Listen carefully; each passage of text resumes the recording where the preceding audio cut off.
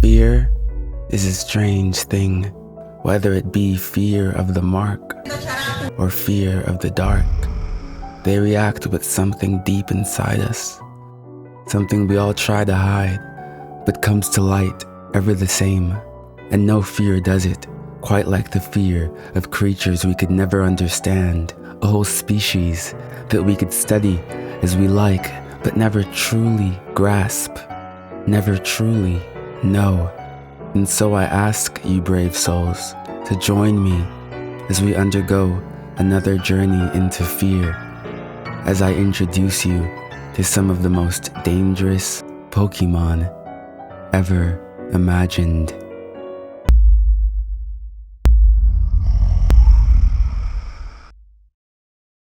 Imagine, for a moment, you are alone in a vast field, and tears fall from your cheek because you are mourning, and the gravesite of your pet dog stands in front of you. Your tear lands on it, and all the emotions follow.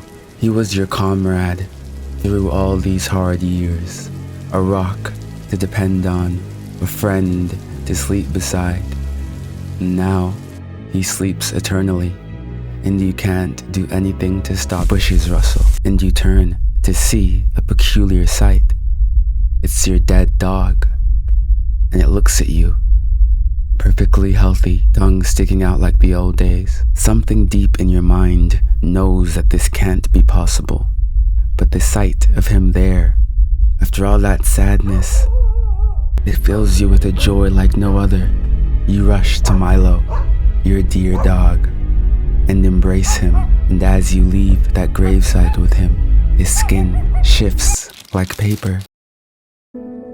Years go by, and as you grow and age and smile and live, Milo grows with you, and all those moments that you thought you'd spend alone, he is there for you and comforts you and makes you feel everything. And so although he stays the same size for 7 years, you have the time of your life, that is until your mother tells you that she is sick and your world is shaken. You watch her on that bed, and all the happiness of these past few years fades in an instant, for she birthed you into this world. Watching her leave it would be a torture, even more so than losing Milo. It's a rainy day when the doctor tells you that she is gone. You knew it was coming, but the dagger stings all the same, and it draws blood, for tears fall down your cheek, a feeling all too familiar. And of course, like clockwork, you hear the hospital door open behind you, and out comes your mother, hale and healthy, in her prime, and she smiles at you, a loving, warm smile that makes these last months of torment wither away like snow before summer. And you run toward her and embrace her, and though you feel her skin shifts like paper in your hands, you embrace her. More years pass, and though Milo is gone, your mother is with you through it all. Through college, finding love, marriage, she's there, and you can't be more grateful. And as you walk down the street with your wife one fateful evening, you can't help but be thankful for everything that... Why is it that you're so cursed? You think as you watch them carry your wife away in the ambulance. She won't make it, you're sure. Something in your bones is telling you that the death that follows you is not simple chance. And sure enough, when you reach your house, you are greeted with the sight of your smiling wife. And as you lie in bed with her, that terror, that instinctual fear that seized your heart when you first saw Milo comes to brilliant light, and you are afraid. That night, you rush out of bed, telling your wife that you have an early shift, and as you head for the town archives, your heart beats like a drum. You send up a prayer to whoever is listening, a prayer that you're wrong. The archive is dark and vast, halls on halls filled with words, but words on a page won't help you with whatever this thing is. Only one man can, the archivist himself. You knock on his office door, and out comes the man. He's tall and broad, even in his old age, and he looks at you with sadness. "Professor," you say, "there is something following me. It will kill you," he says flatly, and you flinch, as if you were punched. I know what it is, because I have watched you. From when you took it as a pet, to when you took it as your mother, to when you took it as your lover. I have been watching you. He says this calmly, as if at peace, and I know that that creature cannot be felled by any means known to human hands, for it is beyond us. And I have been waiting for the day that you sought me out. For that is the day that the creature would realize that you did not want it anymore. That, you see, is what it wants more than anything. To be wanted. He reaches out. To be loved. Professor Brock, I don't understand. Then, you see it out of the corner of your eye. The professor's skin shifts like paper. You look down at his hand. "Take it off," he says. Take it off. "Professor, don't call me that." "And take it off." You look down at him and you think about your life. All the happy memories that you don't deserve, with people that you know were dead. It is time for the reckoning. You nod and take off the creature's skin. Your eyes burn and it all goes black. That, my friends, was of course Mimikyu. Now don't get me wrong, I made up a bunch of shit, but Mimikyu is said to live its life completely covered and is always hidden.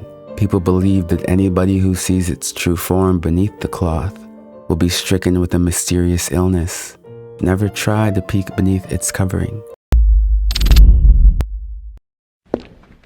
"Don't do this," your father says.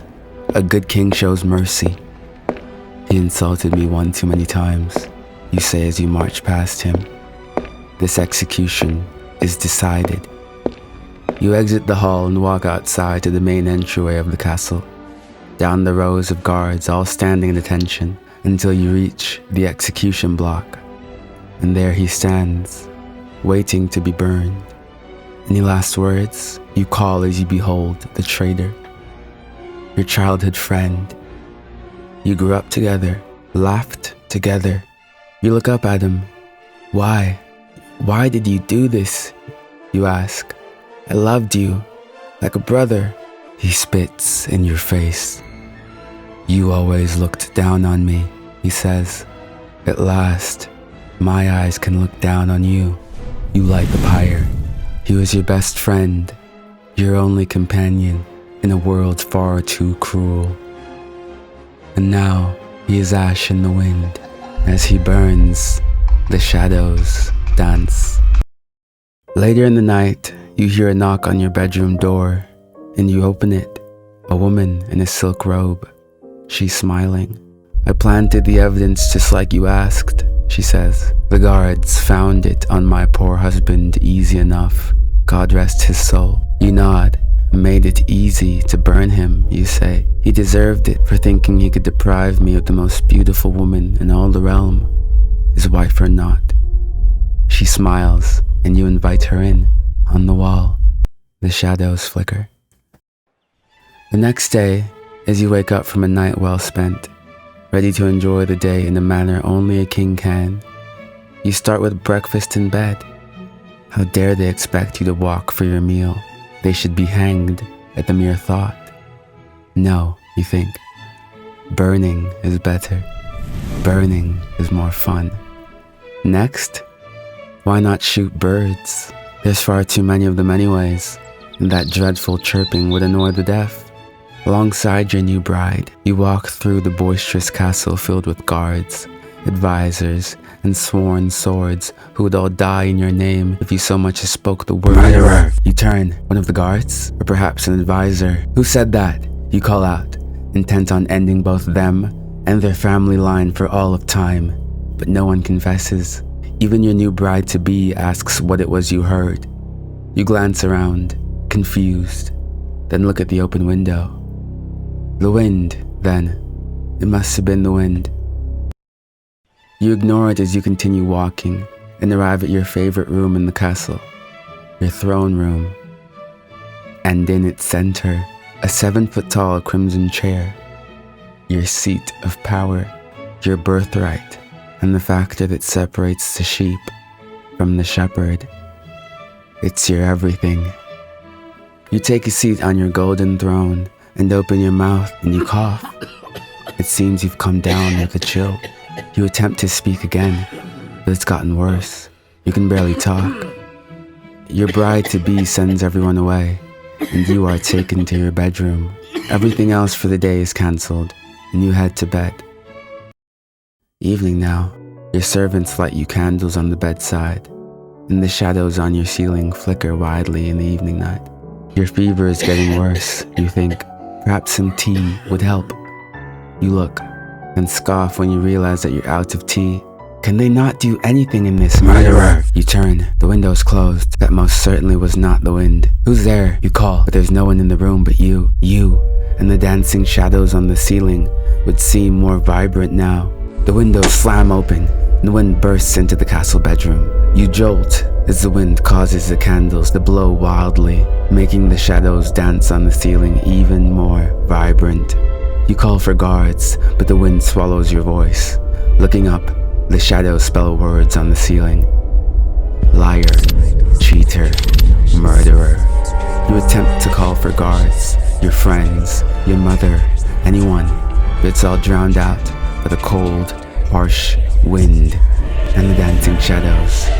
You shiver with your fever, a fever you realize was much too sudden. No, this fever, this madness will not have you. You'll burn it, just like you burned your best friend. Burn it all. You crawl out of bed and fall to the floor. The cold wind and shadows assault you as you drag yourself across the floor to the door. On the floor, the shadows write words. Traitor, murderer, coward. You catch one shadow, which looks surprisingly like the man you just executed, smiling at you, and you drag yourself into the hallway, hoping to see the stationed guards who swore their lives to keep you safe, and it's empty. The castle that just a moment ago boomed with life is now devoid of anything but walls. Walls that host shadows. Traitor, they spell. Murderer, they write. Not like this. Burn it. Burn them all. You drag yourself through the hallway. Traitor, coward, murderer. Traitor, coward, murderer, liar. The cold winds follow you, tracking you with unseen power. You drag yourself out of a hallway far too long and into your throne room. It's empty, large, and vast, and the golden throne in its center calls out to you. It's giving you strength. The cold winds settle and the shadows stop their words. Your seat of power, after all. You drag yourself across the ground toward it, just a bit more. You reach the foot of the throne, and you look up to see a horned entity composed entirely of shadows, looking down at you with red eyes and a malevolent grin sitting on your throne. Your life, your very soul, is sucked into him with an unseen power as he robs you of your will, and your body drops to the floor. Everything goes black.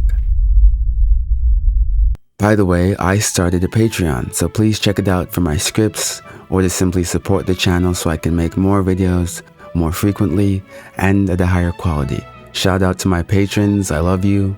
And also, join the Discord, we have fun there.